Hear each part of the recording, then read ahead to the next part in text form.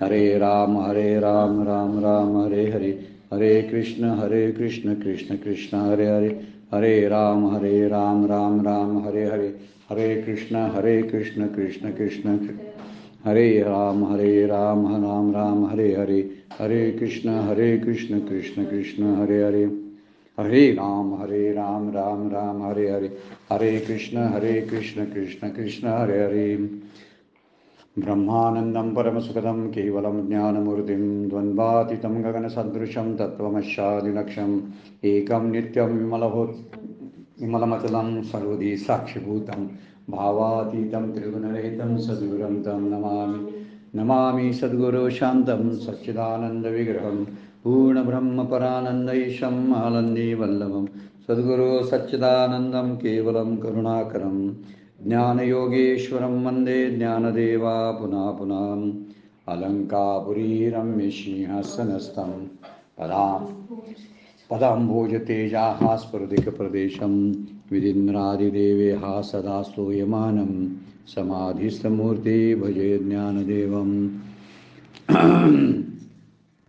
अलंकापुरी पुण्यभूमि पवित्र तिथे नांदतो ज्ञानराजा सुपात्र तया आठविता महापुण्यराशी नमस्कार माझा सद्गुरु ज्ञानेश्वराशी।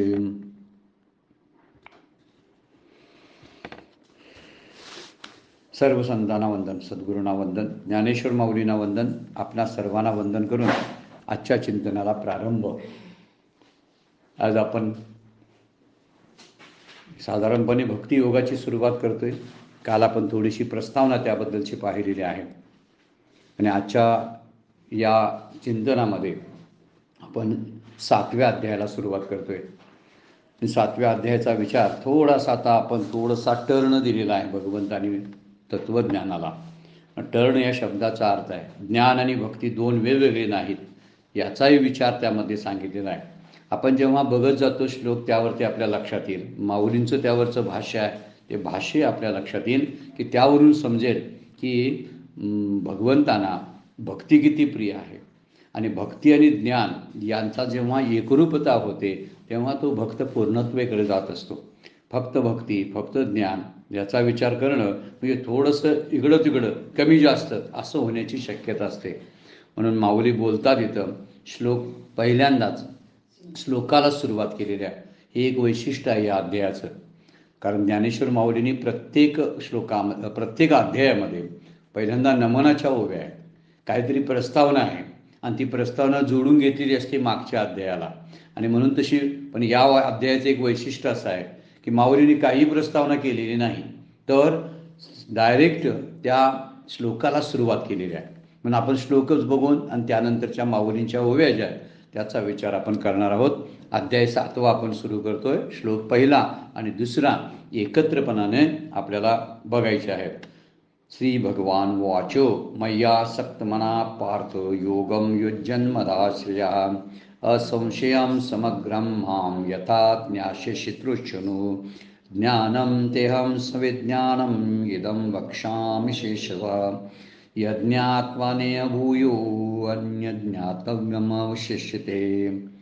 आता भगवंत या 2 श्लोकामध्ये सांगतात, अर्जुना मया आसक्त मना, माझ्या ठिकाणी तुझं मन आसक्त आहे किंवा माझ्या ठिकाणी तुझं मन आसक्त कर। योगम युज्जन्मदाश्रया, मला स्वतःला तुझ्याबरोबर जोडून घे, तू मला जोडून घे आणि ज्याला आश्रय आहे, मीच ज्याला आश्रय आहे असा तू आहेस, म्हणजे माझा आश्रय घे। आणि पुढे त्या असंशयं समग्रं मां यथा ज्ञास्यसि तृष्णु, असं तू जो चित्त निरोध स्वरूप योग करीत असता ज्या प्रकारे संशय रहित किंवा संशय न राहता मला पूर्णपणाने जाणशील ती गोष्ट तू आता ऐक, तत्शृणु, ते आता ऐक। आणि पुढे म्हणतात ज्ञानम तेहम सविज्ञानम, मी तुला हे विज्ञानाचं ज्ञान पूर्णपणाने सांगणार आहे।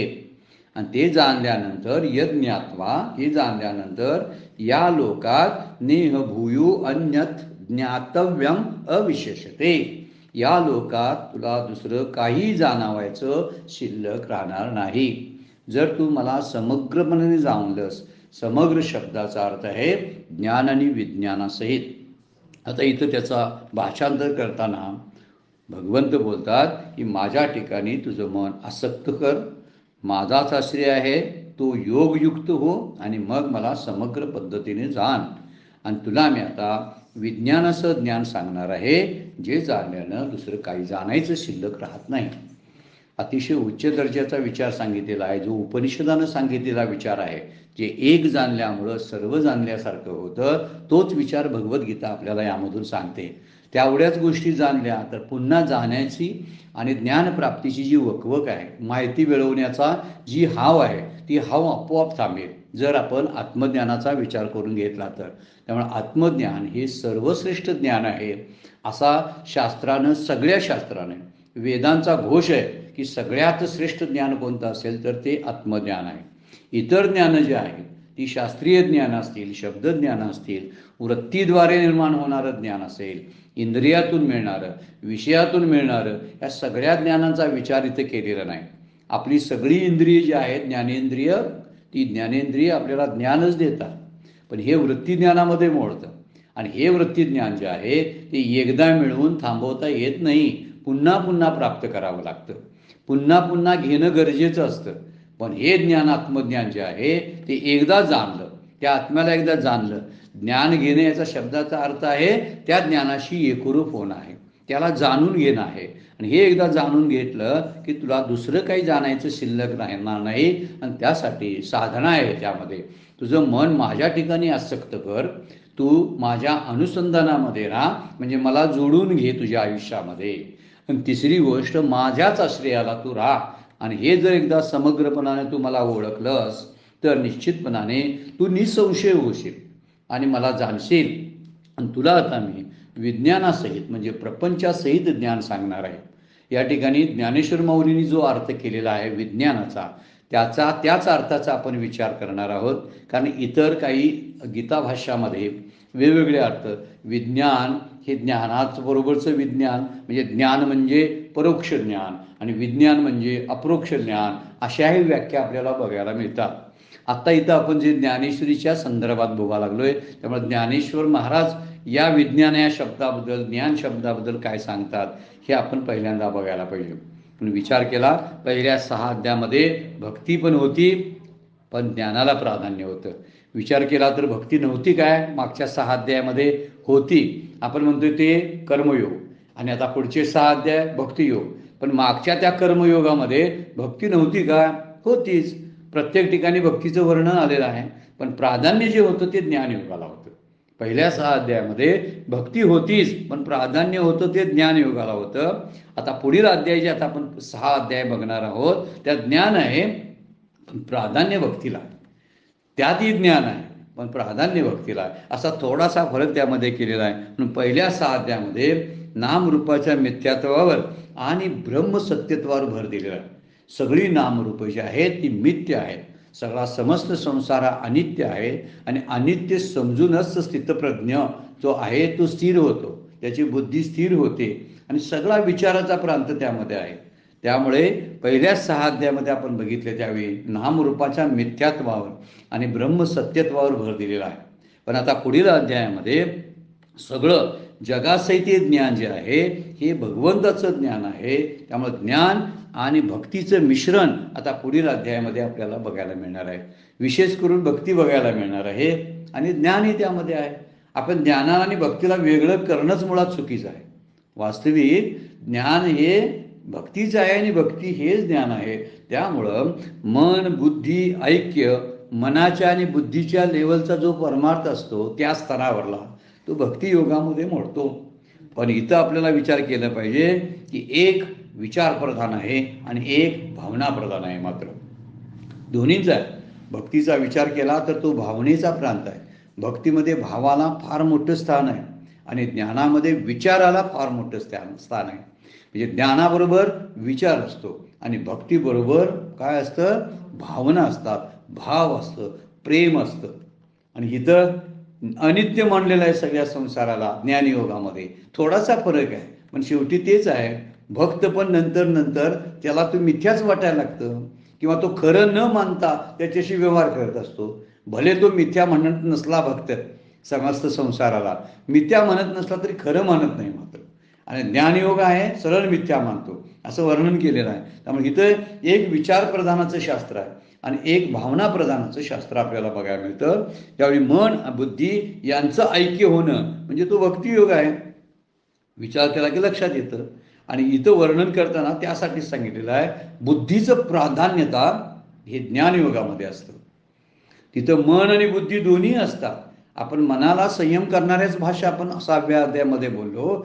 याचा अर्थ मनावर सुद्धा आहेच, पण प्राधान्य ते जे दिलेलं आहे ना ज्ञानयोगामध्ये ते बुद्धीला दिलेलं आहे. आणि भक्तियोगामध्ये प्राधान्य जे आहे ते मनाला आहे. त्यामुळे मन आणि बुद्धीला दररोज परमार्थ करावा लागतो. त्यावेळी ज्ञान आणि भक्ती एकत्र होत असते. म्हणून दोन्ही हवं. भक्तीशिवाय ज्ञान जर विचार केला तर कोरडा आहे, अपूर्ण आहे. ते भक्ती नाही आणि नुसतं ज्ञान आहे, शुष्कता आहे, त्यामुळे कोरडेपणा आहे, अपूर्णता आहे. आणि ज्ञानाशिवाय भक्ती जर असेल तर ती भावनाशीलता नुसती असेल. भावनाशीलतेमध्ये वाहून जाणं ही भावनाशीलता ही उपयोगाची नाही. शास्त्र जाणून देव कसा आहे ओळखलं पाहिजे, त्यासाठी पूर्ण भावनाशीलता उपयोगाची नाही.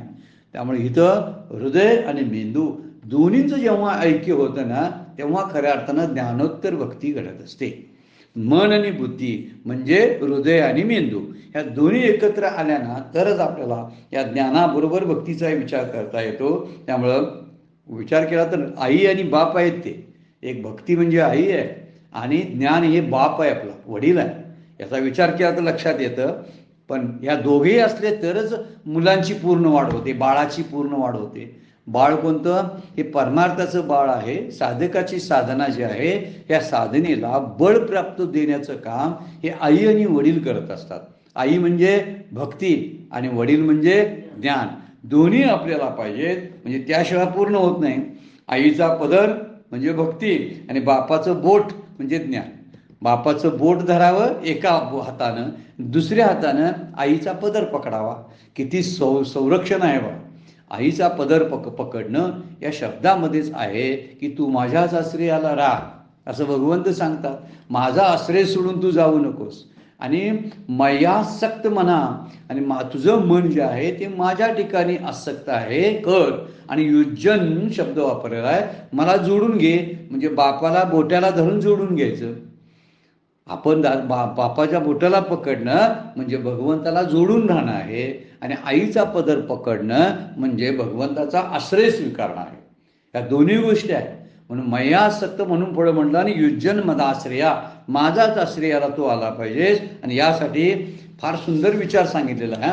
श्वेतकेतू छांदोग्य उपनिषदामध्ये म्हणतोय, हा अरुणीचा मुलगा श्वेतकेतू बोलतोय, उद्दालक ऋषींना म्हणतोय की काय अरुणी विचारतात त्यांना, म्हणजे ऋषी विचारतात केना श्रुतम श्रुतम भवती अमतम मतम अविज्ञातम विज्ञातमिती. असं कोणतं तत्व ते समजल्याने न ऐकलेलं ऐकल्यासारखं होतं आणि न जाणलेलं जाणल्यासारखं होतं. हा उत्तर त्याला देता आलं नाही श्वेतकेतूला, पण पुढे त्याचा विस्तार केलेला आहे.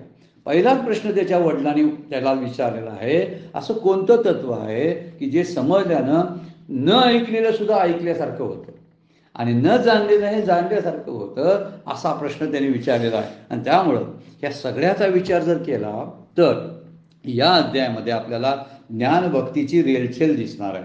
फार सुंदर आहे की आपण ज्या स्तरावर आता भक्ती करतो, आपण ज्या स्तरावर नाम ध्यानाची साधना करतो, त्या साधनेला आत्ता आपल्याला या ठिकाणी एक साधनेचं बळ प्राप्त होणार आहे किंवा आपल्याला पूरक अशी गोष्ट साधनेसाठी मिळणार आहे. आणि म्हणूनच हा भक्तियोगाचा पूर्ण भक्तियोगावर जरी आधारित नसला तर भक्तियोगाचं प्राधान्य दाखवणारा अध्याय आपल्याला आत्ता आपण बघणार आहोत. त्यामुळं आपण आता 7व्या अध्यायाचे पहिले 2 श्लोक बघितलेले आहेत. त्यामधला मय्यासक्त मना पार्थ योगम युज्जन मदाश्रया असंशयम समग्रम माम यथा ज्ञाशिषितृष्णो ज्ञानम तेहम सविज्ञानम इदम वक्ष्याम्य शेषता यज्ञात्वा नेह भूयो अन्यत ज्ञातव्यम अविशेषते. ज्ञातव्य कुठलं शिल्लकच राहणार नाही असं तुला ज्ञान आणि विज्ञानासह भक्ती सांगतो. इदम म्हणजे विज्ञान आहे. माऊलींच्या भाषेत बरं काय. दुसऱ्या भाषामध्ये आपल्याला विज्ञानाचा अर्थ वेगळा मिळतोय, बघितलंय आपण. खरी गोष्ट आहे, इदम म्हणजे विज्ञान आहे. आणि हे इदम सांगायसाठी पहिल्यांदा इदम म्हणजे विज्ञानाचा विचार आणि नंतर ज्ञानाचा विचार. म्हणून ज्ञान आणि विज्ञान म्हणजे प्रपंच आणि परमार्थ, प्रकृती आणि निवृत्ती दोन्हीचा विचार त्यामध्ये आहे. प्रकृती आणि पुरुष, प्रवृत्ती आणि निवृत्ती. प्रकृती नव्हे, प्रवृत्ती आणि निवृत्ती ह्या दोन्ही गोष्टी, प्रकृती आणि पुरुष ह्या दोन्ही गोष्टी ह्याचा विचार यामध्ये येतो. आणि म्हणून इथं वर्णन करताना आता माऊली कोणत्या निरूपण कुठल्या कुठल्या ओवीत कसं करणार आहेत त्याचा जरा विचार आपण पाहणार आहोत. पहिली ओवी आहे 7व्या अध्यायातील. ऐका मग तो श्री अनंतू पार्था ते असे म्हणतू, पैगा तू योगयुक्त झालाशी आता. आता त्याला जाहीर करून टाकलंय, तो योगयुक्त झालास म्हणजे तुला जे प्राप्त करायचं आहे त्याच्या बऱ्यापैकी तीरावर तू आता आलेला आहेस. त्यामुळे तू योगयुक्त झालेला आहेस असं ऐका. श्रोते हो ऐका. माऊली म्हणतात ऐका. श्रीकृष्ण अर्जुनाला म्हणाला, मग तो श्री अनंतू पार्था ते म्हणतू. पार्थाला म्हणाला, पैगा तो योगयुक्त, तो योगाचे श्रवण करून योगयुक्त झालाशे आता समाधान युक्त झाला आहेस. म्हणजे तुला समाधान प्राप्त झालेलं आहे असं या ओवीमधून माऊली बोलतात. वर्णन आहे की माझ्यात मन ठेवणारा हो असं अगोदर म्हटलं होतं. तू आता योगयुक्त झालास, आता माझ्यात मन ठेवणारा झालास आणि माझाच आता आश्रय घेणारा झालास. योगयुक्त शब्दाचा अर्थ आहे की माझ्या आश्रयाला आलास, तू माझ्याशी जोडून घेतलंस. त्यामुळं योग म्हणजे जोडणे, योगाने जोडून युक्त झालास तू, म्हणजे माझ्याशी एकरूप झालास तू आता, कारण तू माझ्याच आश्रयाला आलेला आहेस आणि तुझं मन माझ्यामध्येच आसक्त झालं आहे. म्हणजे ज्याकडे उदाहरण विचार केला बघा, योगयुक्तचा विचार जर केला तर ज्याच्याकडे विनाशशील वस्तूविषयी आकर्षण नाही किंवा कीर्ती परलोक याची ओढ संपलेली असते आणि फक्त भगवंताकडे आवडीनं आकर्षण चालू झालेलं असतं. देवच आवडायला लागतो आणि विनाशशील वस्तूवरली दृष्टी बाजूला जाते, तिथून मागं येते.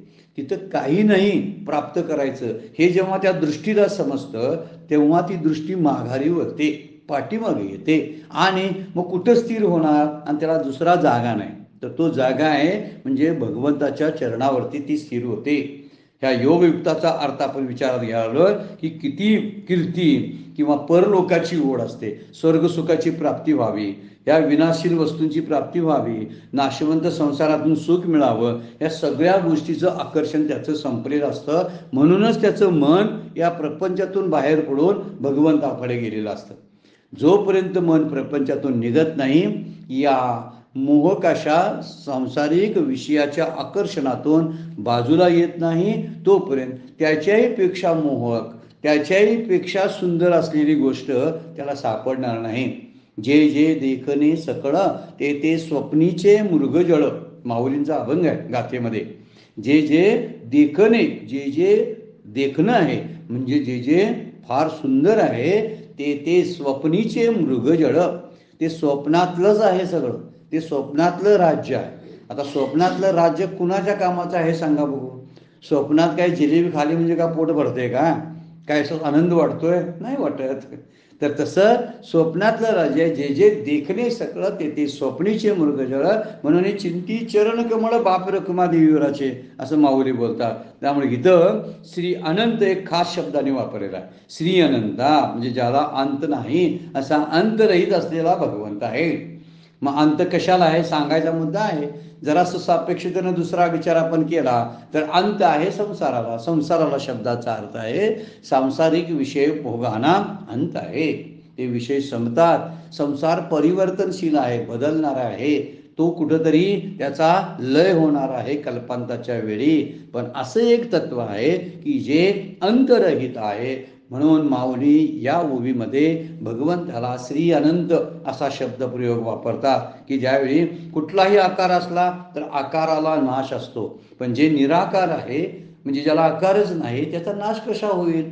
ज्याला अवयव नाही, निर्वयव तत्व जे आहे त्याचा नाश कसा होईल. अवयव असले तरच नाश होतो, अवयव नसतील तर नाश व्हायला काही नसतंच. म्हणून श्री अनंत म्हणलेला. त्यामुळं वेदांतामध्ये विचार केला तर वेदांत शास्त्र आपल्याला सांगतं की देश किंवा काल किंवा वस्तू याद्वारे 3 प्रकारचा अंत आहे. म्हणजे देशामुळे अंत. देश शब्दाचा अर्थ आहे स्थळ. स्थळाची मर्यादा आहे संसाराला स्थळाची मर्यादा आहे. तसाच विषयांना सुद्धा स्थळाची मर्यादा आहे. म्हणजे देश परिच्छिन्न, देशामुळं परिच्छिन्न होतात त्या गोष्टी सगळ्या. परिच्छिन्न म्हणजे मर्यादित होतात, कारण त्याला उपाधी जोडली जाते स्थळाची. त्यामुळं माझं गाव असा शब्द वापरला की गावापुरतंच आपलं बोलणं सुरू झालं. त्याच्या पलीकडं आहेच सगळं, पण बोलणं कसं आहे बघा, गावापुरतं, माझ्या घरापुरतं. त्यामुळे तिथं परिच्छिन्न येते, त्यामुळं त्याला अंत आहे. देशाला अंत आहे, तसा काळाला अंत आहे, वस्तूला अंत आहे.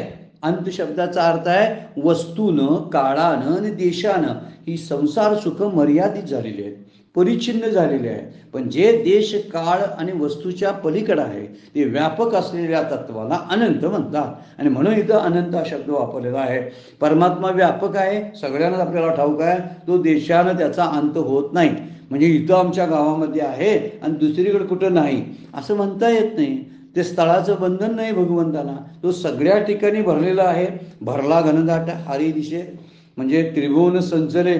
राघवन काय, रामानं त्रिभुवन संचले असं समर्थ बोलतात. याचा अर्थ सगळ्या संतांनी सगळीकडे भरलेला आहे म्हणून सांगितलेला आहे.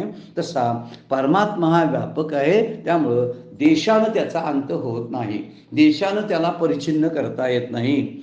तो स्वरूपानं विचार केला तर तो सतत असतो, नित्य असतो, सदा सर्वदा, सदा कायम असतो. तो सर्व काळ नेहमी जे असतं तत्व ते स्वरूपाचं नित्यत्व आहे. मग नेहमी असलेला काळाचं बंधन कसं राहील सांगा बघू. ते काळातीत असलेलं आहे, त्यामुळे काळानं त्याचा अंत होत नाही. माझं शरीर मात्र काळानं बद्ध झालेलं आहे, बांधलं गेलेलं आहे, देशानं बांधलं गेलेलं आहे. देशानं मी आज इथं आहे, कुठंतरी आहे, मुरगुडमध्ये आहे, तर मी पुण्यामध्ये किंवा आणखीन इकडे तिकडे कुठं नसेन मी. का तर मी तिथंच राहू शकतो, कारण मी परिच्छिन्न आहे शरीराच्या द्वारे विचार केला. काळाचा विचार केला तर मी माझ्या जन्मापूर्वी मी नव्हतो, आता मी आहे, माझ्या मृत्यूनंतर मी नसणार आहे. त्यामुळे काळाची मर्यादा मला आहे, काळाची मर्यादा आहे, देशाची मर्यादा आहे. म्हणून मी काल परिच्छिन्न, देश परिच्छिन्न. आणि सगळ्यामध्ये वस्तू सुद्धा एखाद्या वस्तूमध्ये लिमिटेड आहे, त्या वस्तूला त्याच वस्तूमध्ये, म्हणजे टेबलला खुर्ची म्हणता येत नाही, त्याला तेच म्हणता येतं. वस्तूनं ते परिचित झालेलं आहे. आणि सर्व चराचरात प्रत्येक वस्तूत भगवंत आहे. चराचरात, सर्व चराचरात भगवंत आहे, चराचरात आत्मा आहे. म्हणून त्याला वस्तूची सुद्धा परिच्छिन्नता नाही. एखादी वस्तू इथं आहे तर ती वस्तू दुसरीकडे तिथं नाही, वस्तूची परिच्छिन्नता असते. त्यामुळं ही गोष्ट विचारात इथं घेतलेली आहे. त्यामुळे प्रत्येक चर आणि अचरामध्ये आत्मा भरून राहिलेला आहे. तुका म्हणे विठो भरला सभाही म्हणजे चर आणि अचरामध्ये, बाहेर आणि आत सगळीकडे विठ्ठल म्हणजे आत्मा भरलेला आहे. तया नाही उणे चराचरी, तुका म्हणे विठो भरला सभाही, तया नाही उणे चराचरी. म्हणून श्री अनंत, त्याचा अंत नाही. देशानं, कालानं, वस्तूनं त्याचा परिच्छेद नाही. देश परिच्छेद, वस्तू परिच्छेद, काल परिच्छेद हे आत्मवस्तूला नाही. म्हणून श्री अनंत भगवान सगळीकडे व्यापून असतात. इथं म्हणतात माऊली, तू योगयुक्त झाल्याशिवाय तुला मनानं अनुसंधान करता येणार नाही आणि आश्रयही घेता येणार नाही. भगवंताने विचार सांगतात, माऊली सांगतात, आश्रय कशाबद्दल वाटतो संसाराचा, तर संसार ही सर्वश्रेष्ठ गोष्ट आपल्याला वाटते. त्याच्याशिवाय, विषयांशिवाय मी जगणार नाही, नातलगांशिवाय मी शिल्लक राहणार नाही, घराशिवाय मला कुठं राहता येणार नाही. अशा विचारांना, कल्पनेमध्ये जीव अडकून घेतले, स्वतःला घेतो. आणि त्यामुळं मोठा आश्रय जो भगवंत आहे तो शोधायलाच तो बाहेर पडत नाही आणि आपलं मन त्याच्या ठिकाणी आसक्त करत नाही. एकच मन आहे. एकदा जर ते प्रपंचात गुंतलं तर मन शिल्लक राहिलं कुठलं मग देवाकडे लावायसाठी. त्यामुळं देवाकडं मन लावावं असं माऊलींनी बोललेलं आहे आणि या श्लोकामध्ये सांगितलेलं आहे. त्यामुळे नाशिवंताची आसक्ती जोपर्यंत असते तोपर्यंत भगवंताची प्राप्ती आपल्याला होणार नाही. नाशवंताचा विचार आणि नाशवंताचा बाध जोपर्यंत आपण करणार नाही तोपर्यंतच ती सत्यत्व बुद्धी त्याच्यावर जातच नाही ना, आणि त्यामुळे ते मला खरं वाटायला लागतं. म्हणून नाशवंताला मनातून काढायला पाहिजे आणि त्या ठिकाणी शाश्वत असलेल्या तत्वाला जाणून घ्यायला पाहिजे. नाशवंत हे काढायचं असतं, पण शाश्वत हे आणायचं नसतं. हा दोन्हीतला फरक आहे. देवाला आणायचा नसतो, पण प्रपंचाला मात्र अंतःकरणातून काढायचा असतो. कारण प्रपंच जन्मोजन्मी अंतःकरणात बसलेला आहे, त्याला बाजूला काढणं फार गरजेचं आहे. म्हणून काय करावं, नाशवंताचा भरवसा काढून टाकला पाहिजे. शरण येण्यामध्ये हीच खरी अडचण आहे. ही जे आश्रय शब्द वापरलाय ना, ही शरणागत आहे. ही शरणागता का आपल्याकडून घडत नाही माहिती आहे का, तर नाशवंताचा भरवसा वाटतो, त्याच्यावरती विश्वास आहे, आणि म्हणून मी भगवंताला शरण जात नाही. मी शरण येतो प्रपंचाला, मी माझ्या सगळ्या व्यवसायाला, माझ्या शरीराला, यांना सगळ्यांना शरण येईल. पण देव नावाचं तत्व आहे, त्याच्याशी एकरूप होण्यासाठी जी अनन्यता लागते, या अनन्यता मात्र मी प्राप्त केलेली नव्हते किंवा प्राप्त करता केली नसते. म्हणूनच माझा भरवसा आणि आश्रय मी शोधत नाही. म्हणजे भगवंताचा आश्रय जर वाटायचा असेल तर त्याच्याशिवाय माझं चालत नाही असं वाटलं पाहिजे ना. म्हणून इथं माऊली तेच विचार सांगतात की तू आता काय ऐका मग श्री अनंतू, पै तू गा योगयुक्त झालास. आता योगयुक्त झालास म्हणजे तू आता माझ्याशी जोडून घेतलेला आहेस. त्यामुळे संसाराचा आश्रय जर सोडला तरच. संसाराचा आश्रय बरा वाटतो ना. माऊलींची एक ओळी फार सुंदर आहे, आपण पुन्हा पुन्हा बघतोय ती. पै असो आगवी बोली की सर्पपणीची सावली, ती शीतल होईल केतुली मूषकाशी. म्हणजे उंदराला सापाची या फण्याची सावली ही थंड वाटेल का? तसा संसाराचा आश्रय मला पूर्ण सुखाचा अनुभव आणून देईल का सांगा बघू. उलट सापाच्या सावलीला गेल्यामुळं साप त्या मूषकाला गिळंकृत करेल, तसा संसार मला खाऊन टाकतो मृत्यूच्या रूपानं. पण जेव्हा मी नित्य आहे, मी मरणारा नाही असं जेव्हा समजेल, तेव्हा काळाची सत्ता माझ्यावरती निघून जाईल. आज माझ्यावरती काळाची सत्ता आहे. काळ रोज खातोय आपल्याला, आणि म्हणून म्हटलेलं आहे तू योगयुक्ताचा झालास. आणि आता योगयुक्त झाल्यामुळं तुला आता माझे आश्रय आणि माझी आसक्ती असायलाच हवी. वर्णन केलेलं आहे की माझ्यामध्ये आसक्त ठेवणं, मन आसक्त करणारा हो, आणि माझ्याच आश्रयाला तू राहा, असे 2 शब्द वरच्या श्लोकामध्ये सांगितलेले आहेत. माऊली म्हणतात ऐका मग तो श्री अनंतू, पार्था ते असे म्हणतू, वैगा तो योगयुक्त झालाशी आता. मग समग्राते जानसी ऐशे. वरच्या वर्णन समग्र शब्दाचा अर्थ श्लोकाच्या या ओवीमध्ये केलेला आहे. मग समग्राते जानसी ऐशे, आपुली या तळहातीचे रत्न जैसे. कसं जाणणार आहेस तू? जसं काय तळ हातावर ठेवलेल्या रत्नासारखं पूर्णपणाने उघड. कारण हातावर रत्न ठेवलं की सगळं दिसते ना ते.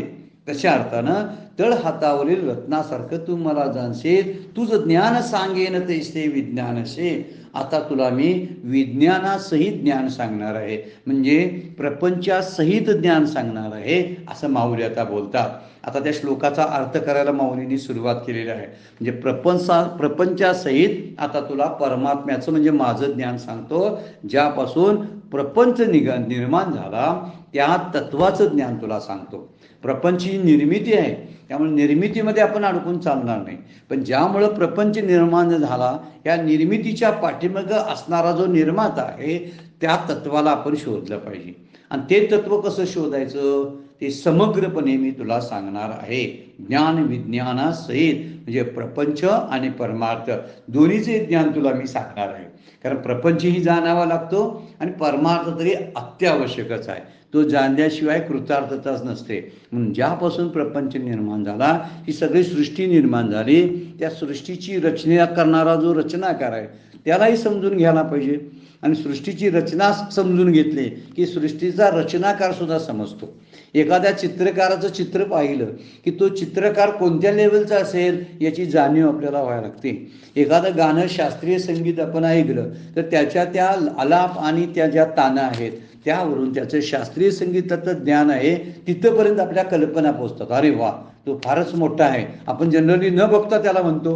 कशाबद्दल म्हणतो? त्याचं फक्त गाणं ऐकून. एखाद्या चित्रकाराचे चित्र पाहून सुद्धा नुसतं आपण म्हणतो वा, हे चित्र असं सुंदर, फार सुंदर चित्र आहे, तर चित्र सुंदर आहे याचा अर्थ तो काढणारा फार सुंदर आणि हुशार चित्रकार असावा. लगेच डोळ्यापुढे त्या चित्रकाराची आपल्या प्रतिमा येते. म्हणून म्हटलेलं आहे की तुला प्रपंचासहित परमार्थ सांगतो, संसारासहित संसाराचा निर्माता सांगतो. म्हणजे एक एक उगीच संसारातल्या 1000 गोष्टी जाणत बसायला नको. एकदा ते जाणलं की नाही त्या तत्वाला सगळा प्रपंच जाणता येतो. म्हणून तुला प्रपंचासह विज्ञान म्हणजे प्रपंचाचं विज्ञान प्रपंच विज्ञानाचं ज्ञान सांगतो तुला. प्रपंच हे विज्ञान आहे, असं पुढं आहेच. त्यामुळं अलंकाराचे सर्वच प्रकार वेदांत सांगतोय. हे अलंकार वेगवेगळे असतात. या अलंकाराचे सगळे प्रकार जाणत बसल्यापेक्षा एका सोन्याला जाणावं. सोन्यापासून अलंकार होतात. सोन्यात अलंकारांना आकार असतात, नावं असतात, रूप असतं. पण सोन्याला नावच नाही, सोन्याला आकार नाही, त्याला रूप नसतं. असं रूपरहित आणि नामरहित असलेले तत्व हे तुला जाण्यासाठी मी सांगणार आहे. छांदोग्य उपनिषदेमध्ये फार सुंदर वर्णन केलेलं आहे बरं का. यथा सौम्यकेनं मृतपिंडेन सर्वं मृण्मयं विज्ञातं स्यात्. सगळी माती वाचारंभनम विकारो नामदेहम मृतिकेतेव सत्यम. मृतिका एकमेव सत्य आहे, दुसरं सत्य नाही. उरलेलं सगळं जो आहे ते उद्दालक श्वेतकेतूला सांगतात, हे प्रिया म्हणजे सौम्यम शब्द वापरलाय. हे प्रिय बालका, ज्या प्रकारे जो एक कारण आहे माती जी आहे उपादान कारण रूप मृतपिंडाचे ज्ञान झाले असता त्याच्या कार्यरूप असणाऱ्या घटादी पदार्थाचं ज्ञान होतं. आणि ते सगळं मातीरूपच आहे ना. कुठलेही घट घेतले आणि घटाचे वेगवेगळे आपण जरी आकार बघितले तर ते मृत्तिकासारखेच असतात. कारण प्रत्येकात उपादान कारण असतंच. उपादान कारणाशिवाय कार्यच टिकत नाही. उपादान कार्य माती आहे. मग मडक्याचं उपादान कारण माती आहे. त्यामुळे माती जर नसेल तर मडकं दृष्टीसच पडणार नाही आपल्या. इथं वर्णन तेच केलेलं आहे. पण विकार जे दिसतात म्हणले काय वरती बघा की ज्ञान ते वाचारंभन विकारो नामदेहम. नामदेहम हे सगळे नामरूपादी विकार जे आहेत हे वाणीचे आहेत आणि ते नाम मात्र आहेत. ते नाम मात्र आहेत. एक मात्र जर बघितलं मृतिकेतेव सत्यम, एक मात्र मृतिकाच फक्त सत्य आहे. मृतिका म्हणजे माती. छांदोग्य उपनिषदला प्रसिद्ध श्लोक आहे, आपण सगळ्यांना ठाऊक असावा तो. तर सगळे विकार हे वाणीचे आहेत आणि ते कसे आहेत, नाम मात्र आहेत, तेवढ्या पुरते आहेत. कारण जिथं जिथं आकार असतो तिथं विकार असतो. विकाराशिवाय आकार जन्मालाच येत नाही. आत विकार यावंच लागतो. माझं शरीर बनले ना, शरीरामध्ये अस्ति जायते विप्रीन्मते, वर्धते विप्रीन्मते, क्षीयते म्रियते विकार आहेत म्हणून त्याला आकार आहे. माझ्याकडे आकार धारण केला आहे म्हणून मला नाव पण आहे. नाव जेव्हा येतं, आकार जेव्हा येतो तेव्हा विकारी असतात. आणि आकार विकार आणि नामयुक्त असतं ते सगळं विज्ञान आणि संसार आहे. परंतु याला धरून ठेवणारं जे तत्व आहे, ज्याला भांड्याला धरून म्हणजे मडक्याला धरून ठेवणारं एक तत्व आहे की जे माती, ते जरी दिसलं नाही तरी सुद्धा ते मात्र असतं. आपण अंगठीकडे बघतो त्यावेळी त्याला अंगठी म्हणतो. हे सोनं घे असं म्हणत नाही. हे इथं सोनं ठेवतो, ते ही अंगठी इथं ठेवतो आपण म्हणतो. का तर अंगठीमध्ये अंगठीला आकार आहे. त्या सोन्याला आता अंगठी असं नाव दिलेलं आहे. आणि त्या सोन्यामध्ये आता विकार पण आहेत. काही गोष्टी घालाव्या लागतात ना, त्याशिवाय सोने तयारच होत नाही, त्याचा अलंकारच तयार होत नाही. म्हणून म्हणतात काहीतरी भर घालावे लागते. काय तांबं वगैरे काहीतरी पितळ त्यामध्ये घातल्याशिवाय आकारच प्राप्त होत नाही. तशी विकाराशिवाय आकाराला वस्तूच येत नाही असं वर्णन इथं केलेलं आहे. त्यामुळे इथं माऊली बोलतात तुला आता मी ज्ञान विज्ञान असं सगळी माहिती सांगणार आहे. म्हणजे एका ब्रह्माचं ज्ञान जर झालं तर समग्र विश्वाचं ज्ञान होतं. आणि माऊली तरी म्हणतात मग समग्राते जानसी ऐशे, तू मलाच ब्रह्मरूपानं जाणशील, आत्मरूपानं स्वरूप म्हणून जाणशील. तू हे एक ते एक असं जाणणार नाही. सगळ्यात जरी मी आहे तरी मी आहे सगळीकडं म्हणून ती आहे. माती आहे म्हणून भांड पकडून त्याला भांड्याला पकडून मातीने ठेवलेलं आहे. सोन्यानं अलंकाराला पकडून ठेवलंय. त्यातलं सोनं आणि माती काढून बघा बघू, ती शिल्लक राहील काय? कार्य शिल्लक राहणार नाही. तसा संसार शिल्लक राहणार नाही. संसार हे कार्य आहे आणि कार्य असल्यामुळं तुला या कार्याबरोबर कारणालाही जाणून घ्यायचं आहे. त्याला समग्रता शब्द वापरलेला आहे. म्हणून एका ब्रह्माच्या ज्ञानानं, ब्रह्मज्ञानानं समग्र विश्वाचं ज्ञान होतं आणि परमात्मा हाच सगळ्या विश्वाचं उपादान कारण आहे हे कळायला लागतं. माती जसं घटाचं उपादान कारण आहे तसं विश्वाचं उपादान कारण परमात्मा आहे. त्याशिवाय कारणच टिकणार, कार्यच टिकणार नाही ना. त्यामुळे कार्य दिसतं ना तो भगवंतच दिसत असतो. ज्यावेळी मडकं आपण बघत असतो त्यावेळी मातीच दिसत असते. पण मातीकडे लक्ष असेल तर या उपाधी माझी गुप्त चैतन्य असे सर्वगत का सापडत नाही आम्हा सामान्याला? संतांना का कळतं? ते तत्वज्ञ संत कळतं. त्या तत्वज्ञ संतांनाच तेवढं का कळतं? उपाधी माझी गुप्त असलेल्या गूढ असलेल्या तत्वाचा मला का ज्ञान होत नाही? कारण मी उपाधीकडे पाहतो म्हणून, मी माणसाकडे पाहतो त्यामुळे माणसातला देव मला दिसेनासा होतो. खरा मुद्दा तोच आहे. म्हणून मी प्रेम करत नाही, मी मंदिराच्या मूर्तीवर जाऊन प्रेम करतो. पण ज्या जिवंत मूर्तीमध्ये देवाचं अस्तित्व आहे त्याकडं मात्र दुर्लक्ष करतो. कारण मला देवातल्या मूर्तीमध्ये देव दिसतो, देव कल्पितो मी. पण माणसातल्या मूर्तीमध्ये त्यामध्ये अमूर्त असलेलं हे तत्व जे आहे ते मला कळत नाही. पण ते समग्रनं जाणलं पाहिजे. माऊली म्हणतात मग मज समग्राते जानसे. आता तुला कसं समग्रानं जायचं आहे असं ज्ञान विज्ञानासही जे ज्ञान आहे असं तुला मी सांगणार आहे. म्हणून अनन्य भावानं त्याचं आश्रित झाल्याशिवाय, भगवंतावर प्रेम केल्याशिवाय त्याला समग्र जाणता येत नाही. सर्वसाधारण व्यवहारातली गोष्ट आपण घेऊया. एखाद्या माणसावर आपलं प्रेम नसेल ना तर त्याच्याबद्दल आपल्याला काही जाणताच येत नाही. त्याच्या मनामध्ये काय आहे, त्यांचा स्वभाव कसा आहे काय कळत नाही. प्रेम केलं ना, आईला कसा बाळाचा स्वभाव कळतोय बघा. भूक लागलेली वेळ आईलाच कळते अगोदर. कशी कळते? आता त्या दोघांचं नातं भक्ताचं आणि भगवंताचं नातं आहे. त्यांचं दोघांचा संवाद आणि एकरूपता असते त्यामुळे दोघांना समजत असतं. भगवंतावरती प्रेम असल्याशिवाय म्हणजेच भगवंताच्या आश्रयाला गेल्याशिवाय, त्याच्यावर प्रेम केल्याशिवाय, म्हणजे मनासक्त शब्द वापरलाय तो, मनानं त्याच्यावरती प्रीती जडल्याखेरीज त्याला समग्र पद्धतीनं जाणता येणार नाही. जर तुला ज्ञान आणि विज्ञान सगळंच जाणायचं असेल तर भगवंतावर प्रीती असायला पाहिजे. आई जशी मुलासाठी तसं भगवंतासाठी एकरूप होणं फार गरजेचं असतं. तसं प्रीती आणि शरणागती या दोन गोष्टीची सांगड आपल्याला घालावी लागेल. प्रीती म्हणजे मनासक्त आणि दुसरी शरणागती म्हणजे आहे युज्यन मदाश्रया. तू माझ्याच आश्रयाला यायला पाहिजेस आणि मलाच जोडून घेतलं पाहिजेस. त्यावेळी मला समग्र जाणता येणार नाही. सृष्टीला तू समग्र जाणता येणार नाही कारण तू सृष्टीशी एकरूप झालेला नाहीस. तू सृष्टीपासून स्वतःला वेगळा समजतो. तू भक्त म्हणून वेगळा समजतो आणि विभक्त असतो तो भक्त नव्हे असं संत आपल्याला सांगतात. म्हणून जीव नेहमी जगाचा विचार करतो आणि त्या जगातलं ज्ञान मिळवतो. त्यामुळे शरीर आणि जग याच्याद्वारे जे जे ज्ञान मिळतं त्याला विज्ञान म्हणतात. तुला आता विज्ञान सांगणार म्हणतात ना तर ते विज्ञान कोणतं? प्रपंचाचं ज्ञान. जे शरीर आणि जग यांच्याद्वारे जे प्राप्त होतं, जीव आणि जगत यांच्याद्वारे प्राप्त होतं त्याला विज्ञान म्हणतात. ते वृत्तीचं ज्ञान असतं.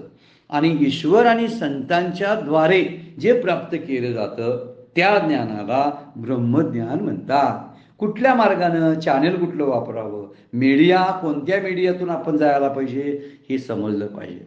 जगाच्या आणि जीवाच्या दृष्टीने जर आपण बघायला लागलो तर सगळ्या समस्त संसाराबद्दलची आसक्ती आपली जाणारच नाही. पण ईश्वर रूपानं जगाकडे जर पाहायला लागलो तर जगावरली आसक्ती कमी होईल आणि देवच दिसायला लागेल जगामध्ये. जसं संतांना राक्षसामध्ये सुद्धा देव दिसला, कुत्र्यामध्ये देव दिसला, गाढवामध्ये देव दिसला संतांना. आम्हाला देवामध्ये सुद्धा देव दिसत नाही. इतकी वाईट स्थिती आपल्याला आहे. संत खरे ओळखता येत नाही असं आपली बुद्धी एवढी कमी दर्जाची आहे. त्यामुळं माऊली बोलतात विज्ञानासहित ज्ञानाने असं काही न जाणण्याचं शिल्लक राहत नाही. माऊलींची ओवी फार सुंदर आहे. तुकोबांचा अभंग ऐसा ज्याचा अनुभव विश्वदेव सत्यत्वे देवतया जवळी असे पापनाशे दर्शने. संतांचं वर्णन केलेलं आहे. ऐसा ज्याचा अनुभव विश्वदेव सत्यत्व, विश्वदेव हा सत्य आहे असा ज्याचा अनुभव आहे ना त्याच्याजवळ देव राहतो. त्यामुळे जमिनीतील कुठलंही जर आहे पाणी आहे, पण ते पाणी दिसलं पाहिजे. जमिनीमध्ये समजा पाणी आहे, पण ते पाणी त्या पाण्यानं माझी तहान भागेल काय सांगा बघू. जमिनीमध्ये पाणी नाही का? आहे. एखादा लाकूड आहे, त्या लाकडामध्ये अग्निसुद्धा असतो का नाही? गुप्त रूपानं असतो, पण प्रकट दिसतो का बघा. त्या लाकडावर मी जर माझं पातेलं पाण्याचं ठेवलं आणि गरम करूया म्हटलं, चहा करूया, तर लाकडावर पच्च्या ठेवून होईल का? अग्नीचीच गरज आहे. अग्नी त्या लाकडात आहे की नाही? आहे, पण जाणता येत नाही ना. मी त्याला लाकूड म्हणून पाहतो. अग्नी आणि लाकूड सहित पाहिलं पाहिजे. जमिनीकडे पाणी आहे, पण जमीन दिसत नाही, त्याला उकरावं लागतं, शोधावं लागतं, आणि तिथं आहे. त्या पाण्यानं आपली तहान भागत नाही आणि लाकडानं अग्नी पेटवता येत नाही. त्यामुळं नुसत्या शास्त्र अभ्यासानं परोक्ष ज्ञान होईल, पण तृप्ती जी आहे ना, समाधान जे आहे, ते फक्त अपरोक्ष ज्ञानानं होतं. म्हणून अपूर्ण वस्तूवरचं प्रेम करून पूर्णत्वाची इच्छा जी आहे ती कधीच सफल होणार नाही. सगळा संसार अपूर्ण आहे, सगळा प्रपंच उणिवेनं धारण केलेला, सगळ्या उणीवाच त्यामध्ये आहे. ह्या उणीवा एक एक एक एक जर भरत गेलो, अशी किती आयुष्य आपल्याला जन्माला यावे लागतील? विचार करण्यासारखा मुद्दा आहे. किती वेळा जन्माला यायचं आणि किती वेळा फजिती व्हायचं, तुकोबा म्हणतात. कारण हे प्रत्येक सगळं मडकी भरत जर आपण गेलो ना, प्रपंचाची उणीवा काढायच्या म्हणून छिद्र मिटवत जायचं आणि फाटलेलं त्याला ठेगळं लावत जायची. अशी ठेगळंच लावत आपण आलोय, त्याला संसार म्हणतोय. पण पूर्णत्वेचा अनुभव कधी आला काय तसा? नाही येत. ब्रह्मज्ञानानंच पूर्णत्व येत असतं, आत्मज्ञानानं पूर्णत्व येत असतं. माऊली म्हणतात, तळ हातावरलं जसं रत्न स्पष्ट दिसतं, तसं तुला मी दाखवतो. तो जो ज्ञान जे आहे ते असं तळ हातावरल्या रत्नासारखं दाखवतो. आता रत्न असतं, पण त्याची पारख नसेल तर त्याचं मूल्य आणि उपयोग करणार नाही. म्हणून रत्न दिसतंय, पण त्याच्याबद्दल यथार्थ ज्ञान नसेल तर. जग दिसतं, पण जगाबद्दलचं सुद्धा खरं ज्ञान कुठं आपल्याकडं आहे. म्हणून यथार्थ ज्ञानानं काय होतं? मुख्य ब्रह्मज्ञानानं आवरण जातं. म्हणून तू आता योगयुक्त झालास तरी योगयुक्त आहेस तरी सुद्धा ज्ञान सांगायची तुला आवश्यकता आहे. वर्णन केला, आता योगयुक्त झालास. कुणाला तरी शंका येऊ शकते, योगयुक्त झाला आणि परत आणि ज्ञान कशाला माऊली सांगायला लागलेत? काय गरज आहे का? योगयुक्त म्हणजे पूर्ण झाला. योगयुक्त झालाच याचा अर्थ मल आणि विक्षेप गेले. आता आवरणासाठी तुला ज्ञान सांगायला पाहिजे, असं माऊली म्हणतात. जीवाला आत्म्याचं अहम मी आहे असं ज्ञान आहे की नाही? आहे की. ते आत्म्याचंच ज्ञान आहे. मी मी मी असं कोण म्हणायला लागतं? सर्वांच्या हृदयाची जी बुद्धी स्फुरे अहर्निशी, ते तत्व मी असं माऊली बोलतात. बुद्धीमध्ये मी करायला लावलेलं जे तत्व आहे, पण खरा विचार केला तर ते सामान्य रूपानंच तत्व आहे आणि ते अल्प आहे, अपूर्ण आहे. त्यामुळं भ्रमात्मक आणि विपरीत ज्ञान मिळू शकतं. त्या प्रपंच ज्ञानामुळं विपरीत ज्ञान मिळू शकतं, कारण मायेनं ते आच्छादलेलं आहे. त्यामुळं माऊली म्हणतात, तुला माया बाजूला काढतो आणि तळ हातावरलं रत्न जसं असतं तसं तुला ते ज्ञान दाखवतो. म्हणजे आवरण, त्यावरला जो पडदा आहे तो पडदा काढून टाकतो आणि मग तुला ते ज्ञान. रत्न म्हणजे ज्ञान. रत्न शब्दाचा अर्थ आहे ते ब्रह्मज्ञान तुला प्रकट करतो, पण ते तळ हातावर आहे. कदाचित तुला दिसलं नाही तर मी तुला प्रकट करून सांगतो. त्यामुळं तुझी विपरीत बुद्धी आहे, भ्रमात्मक बुद्धी जी आहे ती निघून जाईल. म्हणून मज समग्राते जानशी ऐशे, आपुली या तळ हातीचे रत्न जैसे, तुझं ज्ञान सांगेन तैसे विज्ञानशी. वेळ संपलेली आहे, आपल्याला थांबावं लागते. आजची सेवा सद्गुरूंच्या चरणी, भगवान ज्ञानेश्वरांच्या चरणी अर्पण करून विराम घेऊया. पुंडलिक वरदार विठ्ठल, श्री ज्ञानदेव तुकाराम.